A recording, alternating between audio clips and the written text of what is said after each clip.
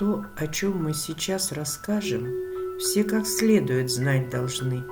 Ведь история школы нашей – часть истории всей страны. Костеревская вторая школа. С момента ее открытия прошло много лет, а берет свое начало наша школа с 30-х годов прошлого века. Год 1939. Совершен беспосадочный полет Москва-Северная Америка. Открыта Всесоюзная сельскохозяйственная выставка в Москве. Указом Президиума Верховного Совета учреждена медаль «Золотая звезда». И в том же году распахнула двери для своих учеников средняя школа номер 2 в поселке. Новое двухэтажное красного кирпича здание выделялось на фоне одноэтажных домов поселка. Из Костерева и близлежащих деревень спешили по утрам дети в школу, которую возглавлял тогда Бабашов Михаил Малафеевич, а в 1940-41 учебном году директором стал Романенко Борис Иванович. Старые фотографии хранят память о том времени, о тех, чья юность пришлась на военные годы. В летописи школы читаем: 21 июня 1941 года школу заканчивали 2 выпускных класса.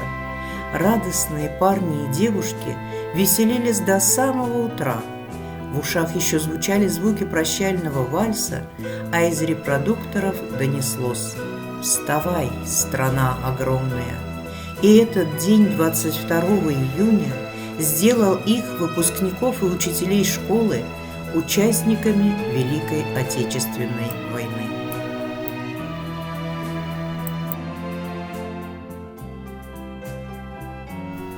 Не все вернулись домой. В год 75-летия Победы вспомним их имена.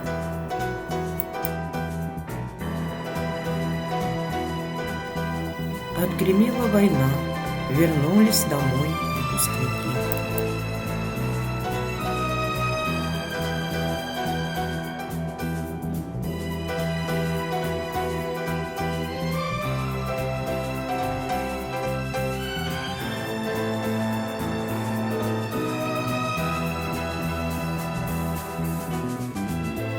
В истории школы и страны есть и другие страницы, опаленные войной. Афганистан. Воинский долг выпускники школы выполнили и с честью пронесли славные воинские традиции дедов и отцов. Максимов Андрей погиб в Афганистане. Слава героям, первым выпускникам и воинам-интернационалистам. Летопись школы хранит память и о выдающемся человеке Николае Сидоровиче Хлопкине. Ветеран Великой Отечественной войны, знаменитый ученый, один из создателей атомных ледоколов «Ленин» и «Арктика», всегда поддерживал связь со школой. На ее фасаде есть мемориальная доска в его честь. Прошли десятилетия. Один выпуск сменялся другим. Менялся педагогический состав. Нет даже того государства, в котором многие из нас родились и выросли. Но осталась наша школа.